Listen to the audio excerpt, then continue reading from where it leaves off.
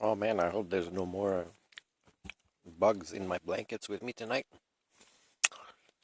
Yeah, so I sent another message vlog to a few people because I'm still trying to help Jordan Peterson. Jordan B. Peterson. It's true, he says some intelligent things. He talks about a lot of things that aren't worth talking about, though. And he he says things a lot of people don't have the courage to say, or it's kind of obvious, but he kind of can explain it well that once it's said, other people might start talking about it too, although it was kind of obvious to them. I don't think really Jordan B. Peterson can be helped. He probably had patients where he thought, yeah, I mean, I can work with that person, but I don't think it's likely they'd make that much progress in the years I'd work with them, even if he did a great job. There are people like that. So for me, Jordan B. Peterson is like that. But if there was one way that I could say something that if he ever hears this would guide him back on course is because his mind is not something that doesn't have value. It has value. So let's consider the concept of pruning. It happens at a very young age for infants when it comes to language. It happens again to teenagers, and I think to become a systems thinker, there has to be a pruning of certain things that kind of exist within a system, and he seems to talk more politics than a lot of other things. Like he doesn't want to talk about the Earth system science. But let's say he figures out even in the social sciences, like how I came up with my own theory on HSD, a grand unification theory, is picking and choosing things that should be incorporated or not. And it's not that some things don't exist. They're just not related to the programming of the system, like patterns, interconnections, cybernetics, feedback loops. There's a lot of things like this. So let's say he also does, like I can incorporate the Earth system science with my own grand unification theory in the social sciences because that's kind of something I was interested in even before.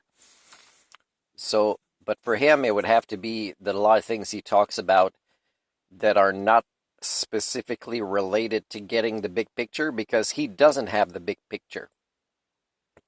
He'll say things that really don't make sense and don't fit some of the other smart things he says.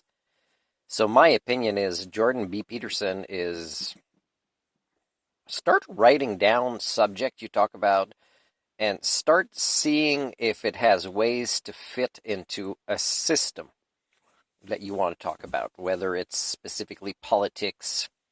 I know you think you can talk about a lot of different things, like the human condition. I don't think you can talk about the human condition objectively. I think you have lost a lot of objectivity, and some of it comes from your ideas of God. Some of it comes from how you can talk about things like, let's say, poor people, homeless people, war, but you can't reference these things yourself because you wear a suit and a tie and you kind of you haven't really. I think the hardships that you've had is just worrying about people you care about or worrying about your bank account. It hasn't been really experiencing the human condition so you can reference it and understand it fully and therefore incorporate it as a way to decide what to prune or not in your worldview, in your ability to get everything together and see the big picture. And of course, you're pretty full yourself. People think I am, but I'm confident in what I can argue about or explain or do or not do, and it's justified. But you have you're a little bit full yourself that to succeed at this, you'd also have to incorporate the objectivity of yourself as a psychologist or a social commentator.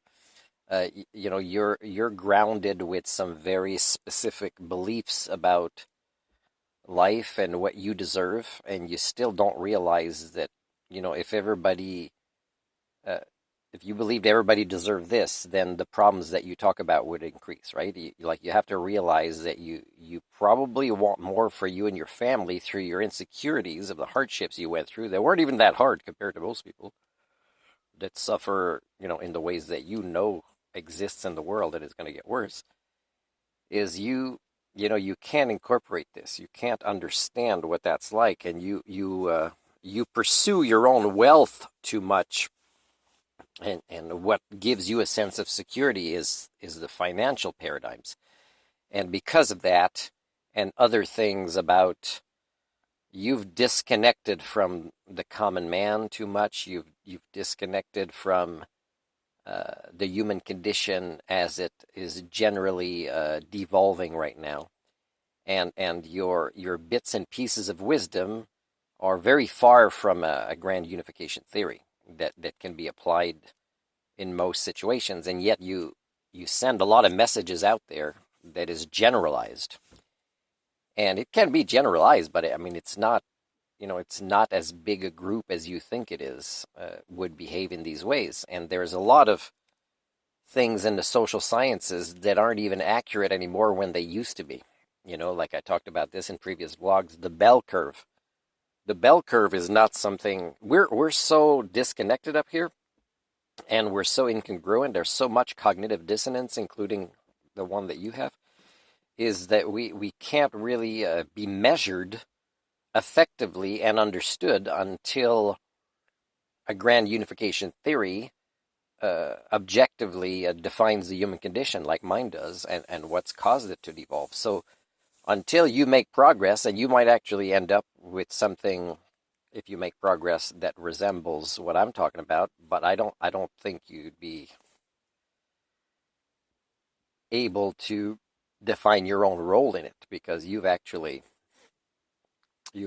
done damage to the human condition with the concepts that you might eventually be able to evolve to understand, that will incorporate a much bigger percentage of the behaviors of the people that you talk about, and how you can maybe predict what's going to happen based also on the norms, expectations of stimuli and reaction, and also a psychological profiling.